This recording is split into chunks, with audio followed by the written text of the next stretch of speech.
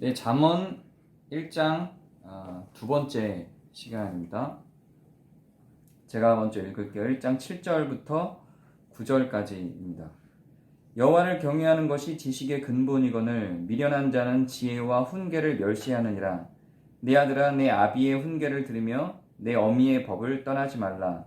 이는 내 머리에 아름다운 관이요 내 목에 금사슬이니라. 아멘. 너무 유명한 말씀이죠. 오늘의 말씀입니다. 여호와를 경외한다고 할 때 이 경외는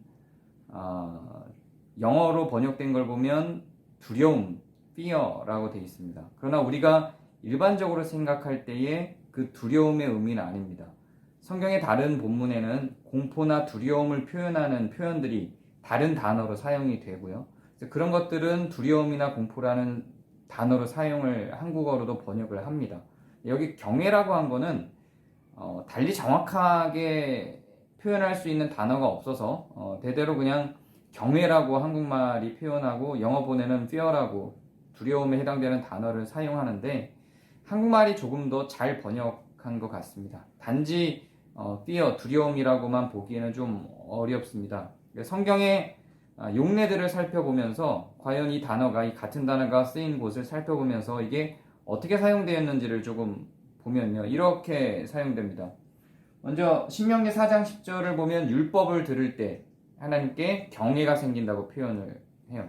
그리고 시편 22편 22절에서 23절을 보면 찬양할 때 경외가 생깁니다.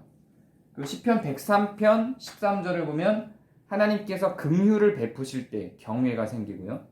고린도후서 7장 1절에는 거룩한 자들이 하나님께 경외감을 갖는다고 표현을 합니다. 이렇게 경외한다라는 표현이 사용된 용례들을 성경에서 찾아보면 정말로 무섭고 두려운 폭군으로서의 이미지가 아니라 오히려 사랑을 베푸는 존재에 대한 마음이 더 많은 것을 확인할 수 있습니다. 율법을 들을 때, 찬양할 때, 긍휼을 베풀 때, 거룩할 때 나오는 감정이니까 단지 우리가 생각하는 공포감이라는 의미에서의 두려움은 아닌 거죠. 하나님에 대한 마음은 이러한 것입니다. 시편의 저자에게. 그런데 이 하나님을 경외하는 것이 지식의 근본이라고 합니다. 이거는 연역적인 마음을 하나님에 대해서 연역적인 마음을 갖느냐 귀납적인 마음을 갖느냐에 대한 문제입니다. 세상을 바라보는 시각에 대해서도 그렇습니다. 우리는 하나님을 믿을 때 하나님을 만날 때 이렇게 만날 수도 있습니다. 하나님은 없다고 가정하고 이 세상에 있는 증거들을 하나하나 찾아서 하나님을 결과적으로 하나님이 계시구나 라고 만날 수가 있어요. 그렇게 만나는 것도 매우 좋은 방법이고 사실은 많은 신학자들은 성경을 탐구할 때는 이 방법을 사용하도록 요청을 하기도 합니다. 자, 그런데 지금 이 시편의 이 잠언의 저자는 어떻게 이야기하냐면 방금 전에 증거들을 모아서 하나님을 인정하는 방식이 귀납적 방식이라고 한다면 오늘 잠언의 저자는 연역적 방식을 이야기하고 있습니다. 연역적 방식이라고 하는 건 하나님을 인정하고 나서 세상을 바라볼 때 세상이 어떠하다라고 세상을 해석하는 방법이라는 겁니다. 그래서 하나님이 계시다는 걸 먼저 인정하고 그리고 나서 세상을 바라보면 성경에 하나님께서 기록하신 대로 세상을 해석하게 되겠죠. 그럴 때 훨씬 더 지혜롭게 세상을 바라볼 수 있다는 이야기입니다. 사실 어느 쪽으로든 선택은 자유롭게 할 수 있습니다. 왜냐하면 하나님은 살아계시니까요. 그리고 하나님이 이 세상을 창조하셨으니까요. 그러나 성경의 저자가 말한 대로 하나님을 믿고 인정하고 신뢰한 그 다음에 하나님을 경외하는 것을 지식의 영어본 보면 비긴이라고 되어 있고 원어도 그게 가까운데요. 지식의 기초, 시작으로 보고 이 세상을 탐구하기 시작하고 세상을 바라보는 눈을 갖는다면 훨씬 더 지혜와 명철에 접근할 수 있다고 잠언의 저자는 이야기를 하는 겁니다.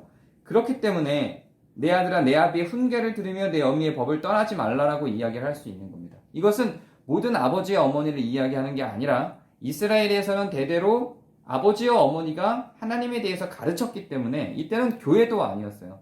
아버지와 어머니가 가르쳤기 때문에 그 아버지와 어머니의 말에 귀를 기울인다는 건 곧 하나님께 귀를 기울인다는 이야기와 같은 것입니다.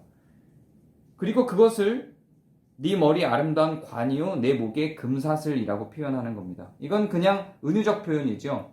그게 너의 영광이다라는 이야기예요. 그게 너의 자랑거리가 된다. 이런 이야기를 하고 있는 겁니다. 이 관이나 금사슬이라는 표현을 썼다고 그 결과로 이런 부가 안겨져진다는 의미가 아니라 그냥 그런 것들을 자랑으로 여기는 그 사람들의 습성들을 은유적으로 갖고 와서 내 마음은 호수요처럼 사용한 겁니다. 이게 주어진다라는 의미가 아니죠.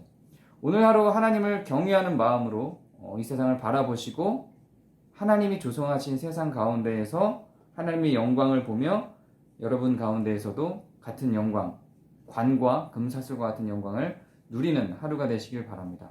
감사합니다.